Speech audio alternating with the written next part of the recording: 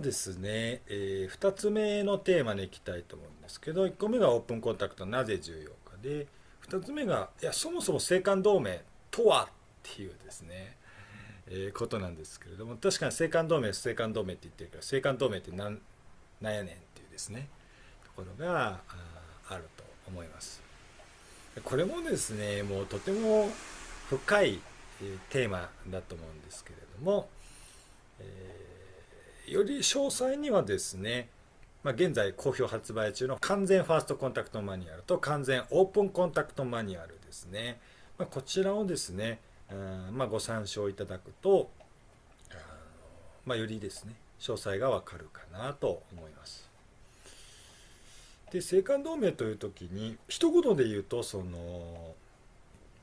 無限の工事っていう感じ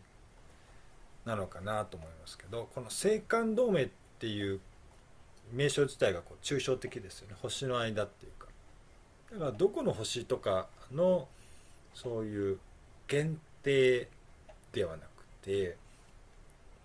英語だとインターステラーってね、本当星々の全てのネットワークと、なんかどっからどこまでっていうのが言ってみればないってことだと思いますね。無限って言ってるってことなんでないってことだと思うんですけど、それだけだとちょっとさすがに、抽象的でつかみづらいところがあると思いますので、具体的にはこのような星系や銀河が関係しているっていうことを、青函同盟が言っています。一つ目がアンドロメダ銀河ですね。これは星系じゃないですね。この、今地球があるこの銀河は天の川銀河っていう銀河ですけど、その一番近いですね、大きな天の川よりも2倍ぐらいですかね、大きな 3D ではねアンドロメダ銀河っていうのがありますけど、そのアンドロメダ銀河というのが一つです。それからアルクトゥールスですね、牛飼い座なんですけれども、牛飼い座のアルクトゥールスというのもその青函同盟の一つの領域ですね。それからオリオン、シリウス、プレアデス、おなじみのですね、有名な星系ですけれども、この3つも入ってますね。それから多様系でいうとですね、金星ですね。金星というのも入ってますというふうに言われています。大体主要なところがこれくらい、もちろんこれだけじゃないんですけれども、人類が名前を知っている範囲で、よく知られている範囲でっていうことで言うと、こういう感じの星系ネットワークっていうことですね。でも物理的なコンタクトっていうことで言ったら、みんな一緒にバーンと来るわけではない。エネルギーでは先ほどのお話のように来る来ないじゃなくて、自分がどこに対して内側から開いていったら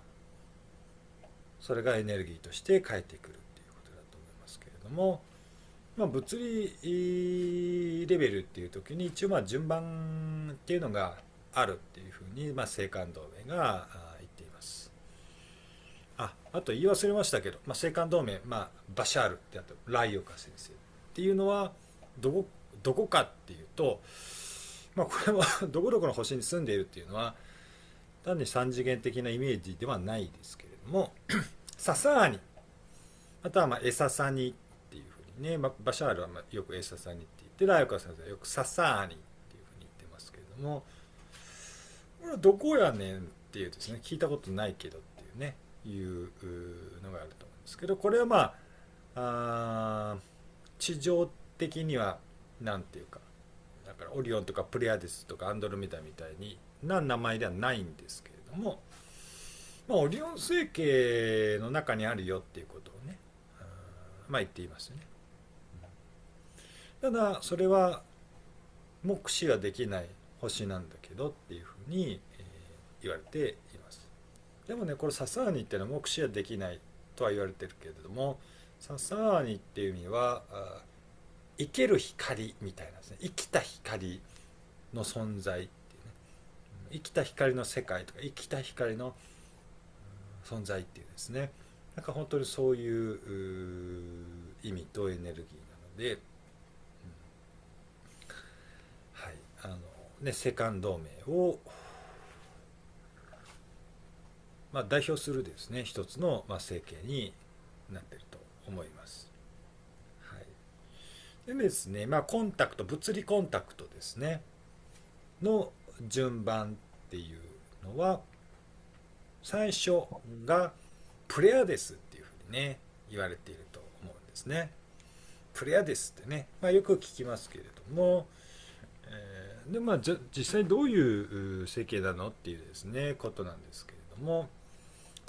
ちょっと画像を使ってみたいと思うんですけど、今日ちょっと私のこの背景を若干こうプレアデスを意識しているんですけれども、そうですね、まずね一つはこうプレアデスっていう時に